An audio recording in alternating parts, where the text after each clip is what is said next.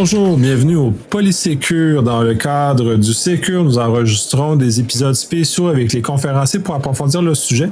Cette fois-ci, je suis avec Ariane. Bonjour. Est-ce que tu peux te présenter?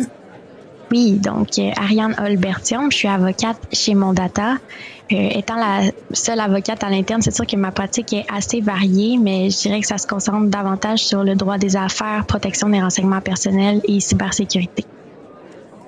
Très intéressant. Et tu es venu au Sécure venir présenter la loi, en tout cas, qui va être adoptée bientôt sur la loi 64, qui vient justement modifier un peu le cadre de protection des informations personnelles. Est-ce que tu peux un peu nous parler de ce que tu nous as entretenu? Oui, en fait, ma présentation, c'était vraiment un survol du projet de loi 64, surtout, ça se concentrait surtout sur les obligations des entreprises privées. Donc, il y avait tout un volet de nouvelles obligations des entreprises privées amenées par le projet de loi.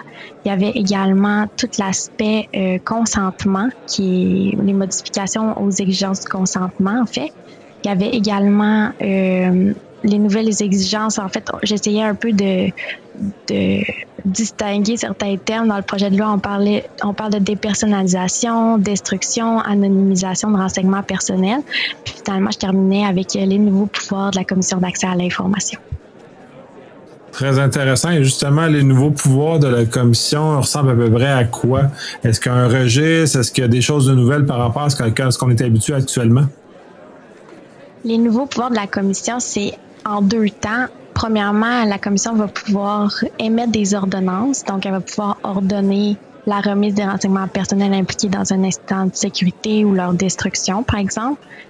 Puis dans un deuxième temps, elle va pouvoir maintenant infliger des sanctions administratives pécuniaires aux entreprises qui ne respecteraient pas les obligations de la loi.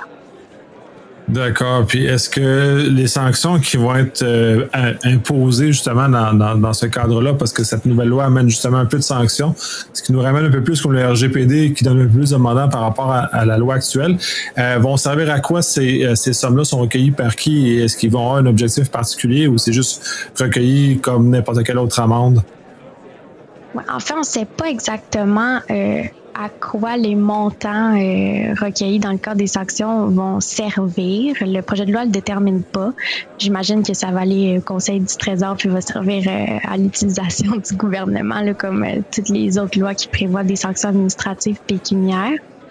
Par contre, la Commission d'accès à l'information va devoir rendre public un cadre général d'application des sanctions administratives pécuniaires. Ça va donner une idée des objectifs des sanctions administratives, exemple dissuader les manquements à la loi.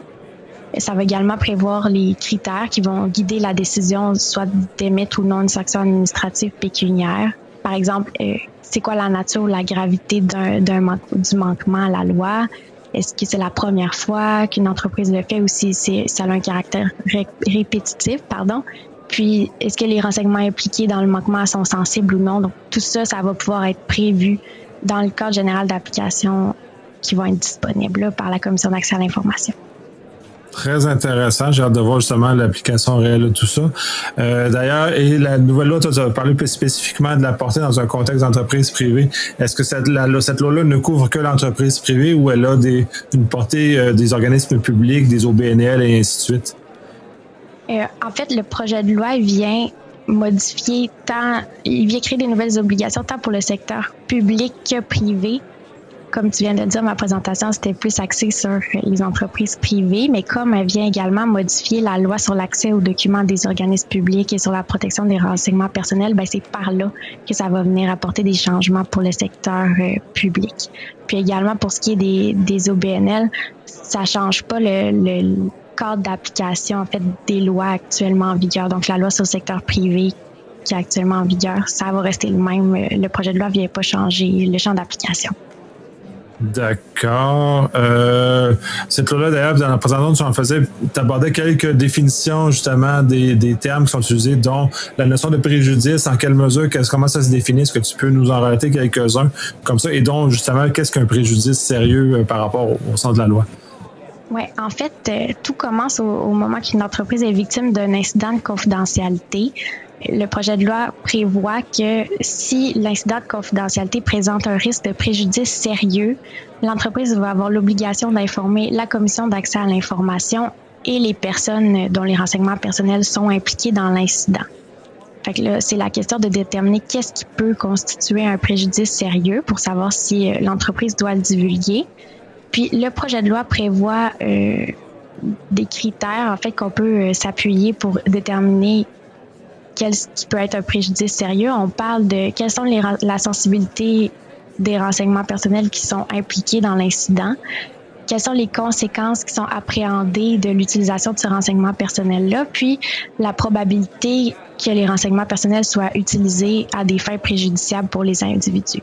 Donc, on peut penser, par exemple, s'il y a un incident de confidentialité qui mène à des risques de vol d'identité ou d'atteinte au dossier de crédit, ben ça, certainement, ça constitue des renseignements sensibles. Puis, si quelqu'un se fait voler son identité, on s'entend que c'est un préjudice qui peut y être sérieux. Donc, c'est comme ça que ça va être déterminé. Ça va être évalué au cas par cas, j'imagine. D'accord. Puis dans le sens de définition aussi, je pense que il y a le changement au niveau du sens du consentement, où c'est peut-être défini un peu différemment dans cette nouvelle-là, où ça amène des choses différentes. Pour ce qui est du consentement, c'est vraiment de s'assurer que la personne donne un consentement valable. Donc, de pas envahir les gens d'informations dans des longues politiques quand on l'informe des raisons pour lesquelles on a besoin de collecter ces renseignements personnels. Il faut que ça soit clair, puis il faut que le consentement soit donné pour chacune des fins spécifiques du pourquoi l'entreprise a besoin de ces renseignements personnels, en fait. D'accord, donc c'est ça, on se rapproche davantage parce que le RGPD oblige davantage que ça soit dans un langage humain et non dans un langage de juriste pour justement aider à personne. Super intéressant, je trouve ça vraiment un plus. À ça, est-ce qu'il amène des notions de correction d'informations? Là, je sais qu'il y avait eu une question à propos de la correction du dossier de crédit.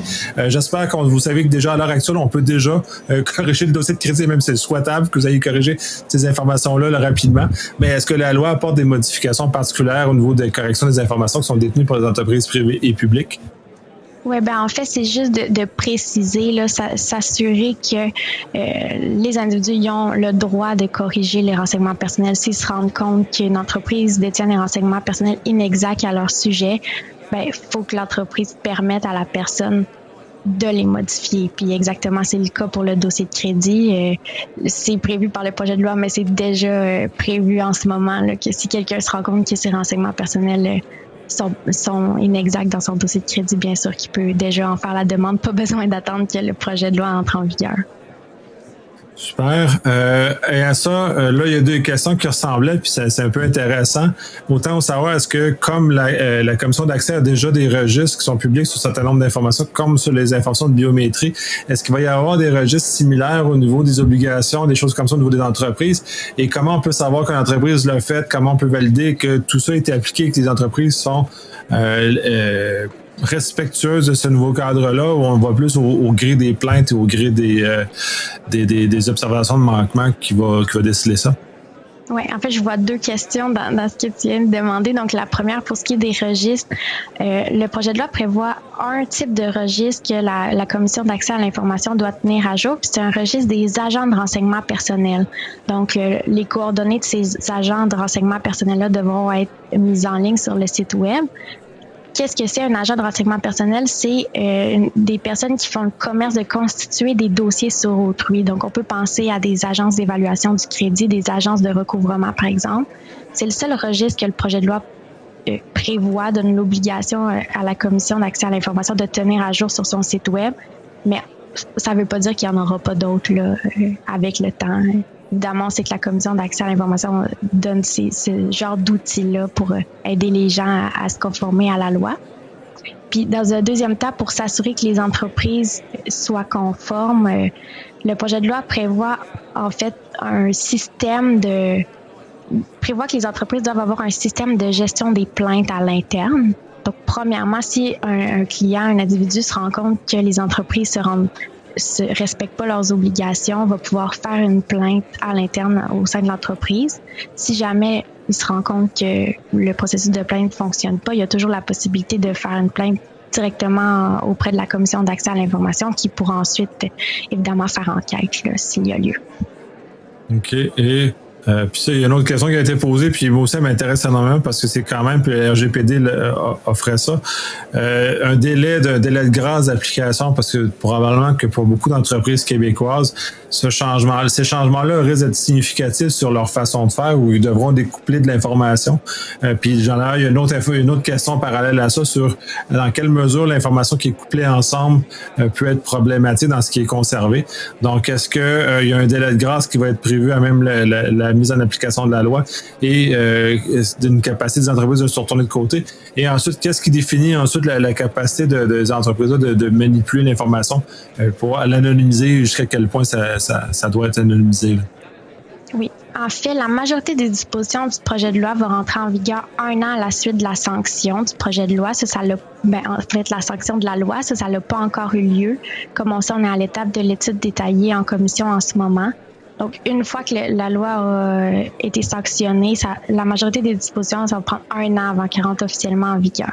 Il y a certaines autres dispositions, je pense au droit à la portabilité des renseignements personnels, par exemple, que ça, c'est 3 ans, parce que ça peut être un peu plus long à implanter comme processus. Sinon, pour ce qui est de l'anonymisation, il y a 2 options. En fait, c'est quand les fins pour lesquelles les renseignements personnels ont été collectés sont complétés. L'entreprise a 2 choix par le projet de loi. C'est soit de détruire les renseignements personnels parce qu'elle n'en a plus besoin, ou de les anonymiser. Donc, ça a un effet équivalent. Puis, donc, c'est ça, je porte ta question, excuse-moi. C'est un peu ça, mais c'est dans là, c'est un peu ça, mais la question allait plus loin. C'est dans quelle mesure on peut définir que c'est anonymisé? C'est quoi est-ce qu'il y a des critères qui sont définis à la loi? Qu'est-ce qu'une information anonymisée? Parce que ça peut devenir complexe à certains égards, parce qu'on est capable quand même de faire des croisements minimaux qui ramènent la désanonymisation. Est-ce que c'est prévu dans la loi, ou c'est plus laissé au bon vouloir de la commission à l'appliquer dans le réel? En fait, le critère pour l'anonymisation, c'est qu'il ne faut plus que ça soit possible d'identifier ni directement ni indirectement une personne.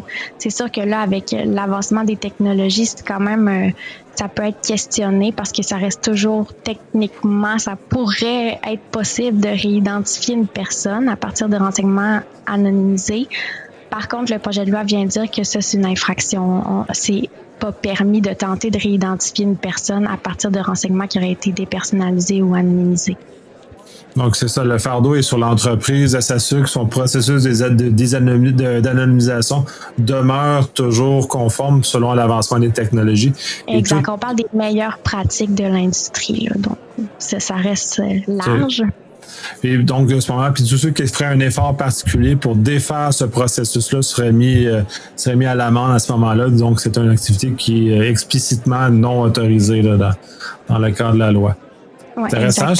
J'ai hâte de voir comment ça va se matérialiser dans le réel. C'est super intéressant parce qu'il y a beaucoup de beaux défis technologiques. Et dernière question, puis probablement qu'il y a beaucoup de gens qui s'intéressent à ce volet-là très particulier parce qu'on le voit ailleurs. Rendre public lorsqu'une entreprise a été attaquée. Et dans quelle mesure la loi vient encadrer ça et dans quelle mesure quel est le type d'effort qui doit être fait en ce sens-là? Une entreprise, tu veux dire qu'il y aurait eu un incident de confidentialité? Un incident de confidentialité. Oui, ça revient. C'est le même critère que je parlais plus tôt. Donc, le critère, on revient toujours au préjudice sérieux. Quand une entreprise vit un incident de confidentialité qui pose un risque de préjudice sérieux, c'est à ce moment-là qu'elle va devoir aviser les personnes visées et la commission d'accès à l'information. Donc, à ce moment-là, ça peut devenir public via une décision de la commission d'accès à l'information éventuellement, ou par le fait que les individus vont être informés qui ont été victimes d'un instant de confidentialité à cause de l'entreprise, pas à cause de l'entreprise, mais parce que l'entreprise a été victime d'un incident. Donc, c'est ça, il y a eu un problème malheureux, puis ça l'a exposé des données personnelles donc, à ce moment-là. Mais c'est vraiment dans un contexte de données personnelles, c'est pas dans un contexte d'incident pur et dur, dans lequel, parce qu'il y a beaucoup de gens qui désirent que toutes les entreprises qui ont un instant de sécurité, peu importe la nature, soient tenues de le déclarer publiquement. Dans ce cas-ci, c'est pas ça que ça fait, c'est vraiment si ça affecte de la donnée personnelle. Exactement. Super intéressant. Moi, ça fait le tour des questions qui avaient été du public et mes questions à moi. Est-ce qu'il y a quelque chose que tu voudrais rajouter pour ça? Ou? Ça fait pas mal Ouais, le tour. J'avais une autre question qu'on m'avait posée que je trouvais quand même intéressante. Bien que j'ai pas une réponse peut-être satisfaisante, je pense que ça serait intéressant de l'aborder. On m'avait demandé si c'était possible de créer une clause dans un contrat pour accepter qu'une fois que les fins pour lesquelles les renseignements personnels ont été collectés sont réalisés, qu'on peut accepter encore que certaines données soient associées au nom de client, ou si ça sera plus du tout acceptable légalement. Puis je trouvais que c'était une bonne question parce que le projet de loi le prévoit pas. En fait, ça va être possible ou non de renoncer contractuellement aux obligations prévues dans le projet de loi. Mais évidemment, si moi je réfléchis sur la question, à mon avis, ce serait très contradictoire d'énoncer tous ces principes-là, puis d'un autre côté, de permettre de les contourner de manière contractuelle. Si on prend l'exemple du RGPD, c'est des principes similaires, puis je sais que c'est pas possible de s'en écarter. Donc, ça reste à voir, mais je trouvais que c'était une question très intéressante. Très intéressant. Peut-être que pendant les dernières étapes avant la sanction de la loi, peut-être que ça va être des questions qui vont être abordées. Je te remercie énormément de ton temps. C'est très intéressant. Et comme la conférence d'ailleurs, là, ça a permis d'étancher un peu ma curiosité par rapport à cette loi-là, les effets que ça va avoir incidemment sur ma profession, la profession de bien d'autres des gens. Je te remercie énormément. Merci de m'avoir reçu.